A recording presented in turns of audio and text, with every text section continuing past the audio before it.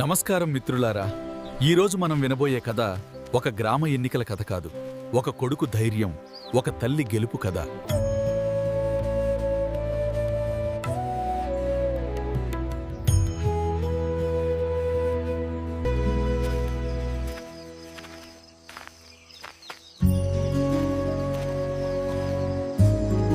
చెంగోల్ గ్రామంలో జరిగిన సర్పంచ్ ఎన్నికల నేపథ్యం ఇది. చిన్న గ్రామం, కానీ పెద్ద రాజకీయ పోరాటం. ఈ కథలో హీరో అతి చిన్న వయసులో ఉన్న వెంకట్ అనే యువకుడు.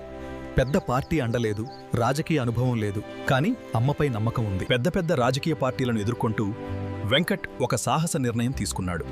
తన తల్లిని ఇండిపెండెంట్ కాండిడేట్గా ఎన్నికల బరిలో నిలబెట్టాడు. He met every voter.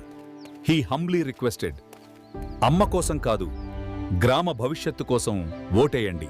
ఎండలు మండాయి. అవమానాలు ఎదురయ్యాయి, పెద్ద పార్టీ వాళ్ళు నవ్వారు. కానీ వెంకట్ వెనక్కి తగ్గలేదు. ఎందుకంటే అది రాజకీయ పోరాటం కాదు, తల్లి గౌరవానికి చేసిన యుద్ధం. ఫలితాలు వెలువడ్డాయి. ఇండిపెండెంట్ కాండిడేట్ వెంకట్ తల్లి గెలిచింది.